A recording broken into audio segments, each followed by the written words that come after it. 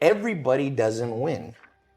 And the sooner you wake up to that biology is ruthless, man, then you get a little fear in you. And when you get a little fear in you, you start listening.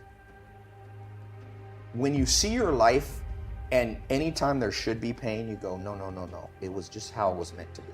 No, look yourself in the mirror sometimes and go, you know why I'm not happy? It's because I didn't listen 10 years ago and I got in the wrong career. You know I'm not happy? Because I married the wrong damn person. It wasn't meant to happen. Yes, everything happens for a reason. You made a bad choice, but it didn't have to be that way. And the second you build up pain, and this, by the way, is not my opinion. If you talk to guys like Dr. David Buss, top 10 most cited psychologist in history, okay? He's one of my main mentors. He told me, I said, do adults shame? Like, we do all this self-help videos and podcasts. I said, am I wasting my time? He goes, yeah, kind of. I said, why? He said, well, after 25, it's very hard to teach old dogs new tricks. Now, if you're over 25, before you get depressed, he told me, but I have good news for you, Todd. I said, what? He said, adults learn through massive trauma. So you will learn. You have to let in some trauma into your life. And that's rough, but no pain, no gain. Like if you are 100 pounds overweight and you want to be able to play basketball, here's my move for you. Everything happened for a reason. You got fat because you ate too much and you didn't exercise. So welcome to the gym. And the first year is going to be hell, but that pain hopefully will reprogram your brain that every time you want to eat that nasty thing, go, wait, I don't want to go through that pain. So I think one of the myths of society is we won't let pain in. We just excuse it all away. Like, no, that was meant to happen. Oh, you wasted 20 years of life and married the wrong person in the wrong career? No, it was meant to happen. Where's the people who go, you fucked up, dude. You wasted 20 years and you will never get it back. You better go in your room and cry. And the truth is, you only learn as an adult. Unfortunately, most people can only change from massive trauma. And it was funny. And I was lucky enough to sit next to Kobe Bryant for the last 3 games of his career. Not the very last one, but the 3 ones. So I sat at the end of the Lakers bench, right next to him. One of his players, I won't say who, was having a bad game.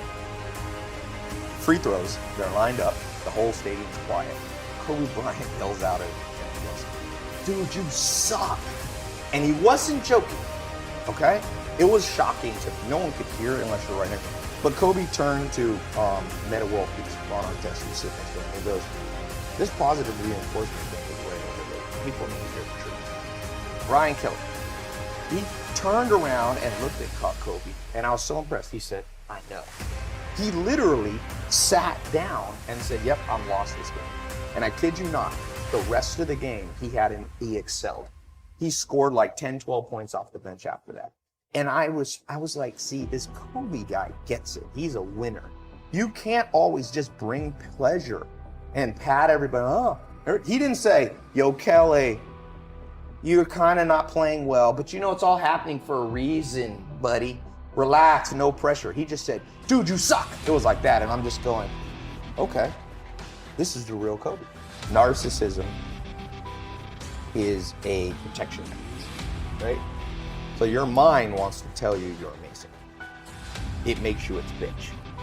You have to override that and go, you know what? I'm not that amazing. So let me go learn from amazing. If school system could find all the 14-year-olds and find out what they admire, right? It's the reason I show Lamborghinis and Ferraris. I got a lot of young followers. And you know what 19-year-old guys like? Lamborghinis and Ferraris. So I show that part of my life because then they listen to the other stuff.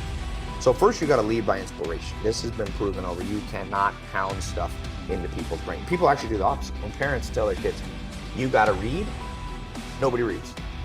But if I show a Lamborghini and Ferrari, which is the reward that people want, and then people go, how do you get it? I said, see all these books, I read them and put it, then people, I have more school kids reading books, I think, than anyone in history. I don't say that cocky. I'm telling you, it astounds me because all I had to do was put up a video with Lamborghinis. And so being the bitch of your own brain, the way you learn not to be the easiest way is to be around people who aren't the bitch of your brain. So every day, for example, when you have breakfast 6 in the morning on a farm, he writes out an organized thing on what he wants to do. When you're the bitch of your brain, you go, I'm just gonna freewheel this day. It's very hard to be organized. We're not, dogs aren't organized. You ever see your dog organizing day? So if you wanna, you can either act on the animal side, which is just a wing life, or you can operate from a sense of logic and duty. And so I learned somewhat, I'm not even as good as Joel, to not be the bitch of my mind by just being around him for him.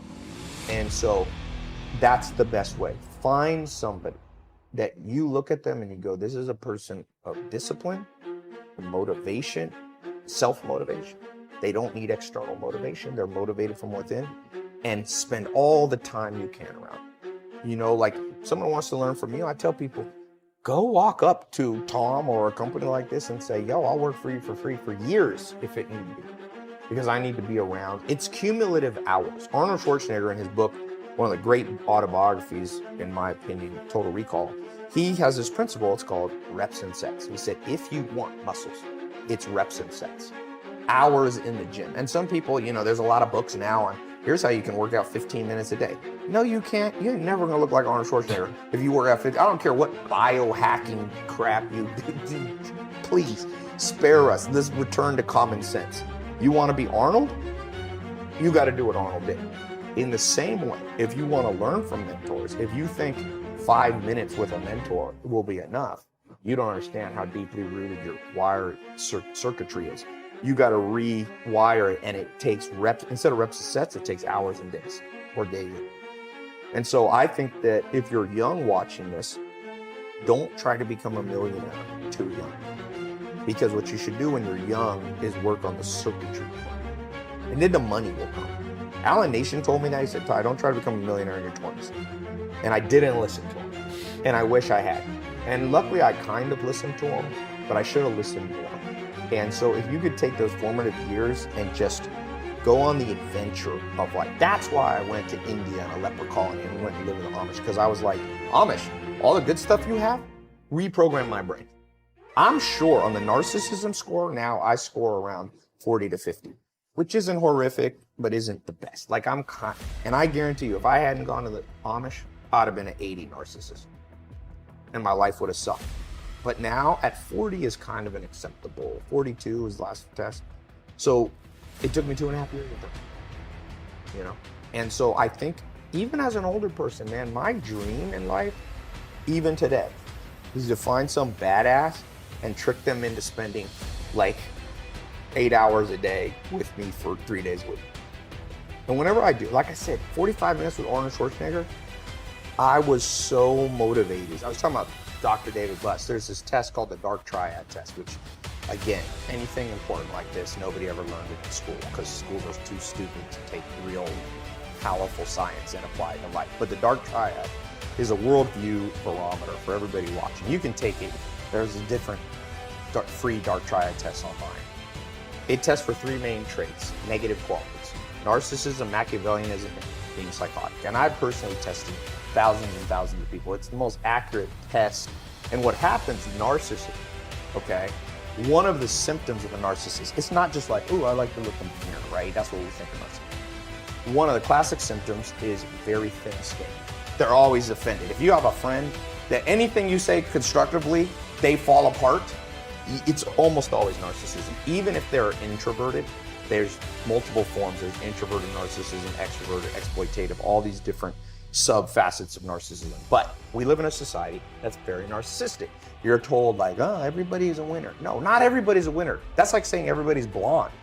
There's a definition of what blonde is. Blonde is like this yellowish hair. So you lose meaning when you start going, everybody's blonde. Well, everybody doesn't win. And the sooner you wake up to that biology is ruthless, man, then you get a little fear in you. And when you get a little fear in you, you start listening. Because if you're truly afraid, you listen. Let a little fear come in and drive you and motivate you.